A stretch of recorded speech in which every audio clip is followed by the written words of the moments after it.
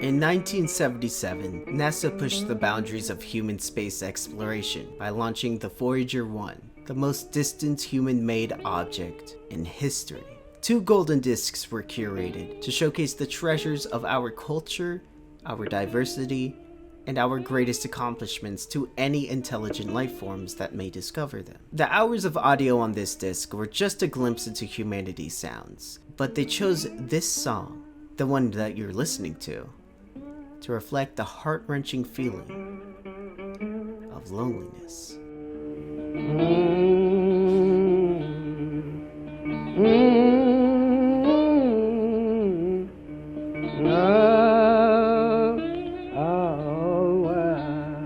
Imagine for a moment the emotional bond we as human beings form with media figures. You know, those YouTubers, Instagram influencers, streamers, and even celebrities who grace our screens on a daily basis. But here's the thing, these relationships are very one-sided. The media figures have no idea who we are, yet we can't help but feel connected to them. You see, we are social creatures. We crave connection, companionship, and understanding. And parasocial relationships, while they may seem like they fill the need that we have, ultimately it's a poor substitution for real-life human interaction. And that's where the digital world gets a little tricky. Because sure, we have access to millions of people at our fingertips, with that access comes with the constant comparison to each other's seemingly perfect lives. The pressure to present a curated version of ourselves online can lead to feelings of inadequacy. And as the world evolves, so do the expectations that are placed upon us. Young people are feeling the weight of these expectations more heavily than ever before. It's all too common reality for people to take jobs that aren't aligned with our passions or our interests. This can lead to feelings of dissatisfaction and alienation as we find ourselves trapped in a life cycle of working to live instead of living to work. But it's not just the pressure of finding fulfilling work that's causing stress for young people.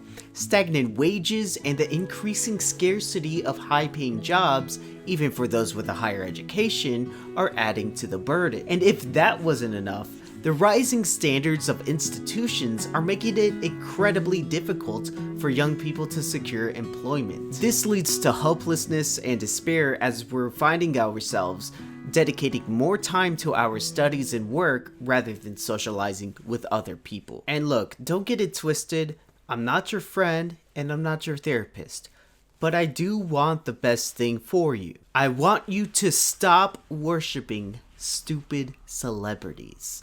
I want you to actually go out there and actually talk to real people. Now, I totally understand that there are some people who are more introverted than others, but there's one exercise that I personally do, and it works out very, very effectively. All I do is whenever I'm at the store or I'm grabbing coffee, I just ask the person who's helping me, "Hi, how are you?"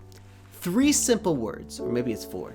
4 simple words that really get you to just talk. As I think about the song that NASA threw into space, I can't help but feel a sense of bittersweetness wash over my face. The song "Dark Was the Night, Cold Was the Ground" by Blind Willie Johnson is a hauntingly beautiful reminder of just how resilient the human spirit is. But it's also a reminder of just how cruel and unjust the world we live in. It's important to note that Blind Willie Johnson wasn't born blind. He became blind when, in a fit of rage, his mother threw lye in his face. He died of malarial fever when his house was burned to the ground, and he had nowhere else to go but the wet newspapers that he laid out for himself. It's a heart-wrenching reminder of the systemic inequalities that still persist to this day. Yet, despite everything, it was the soul of a blind man that gets to see everything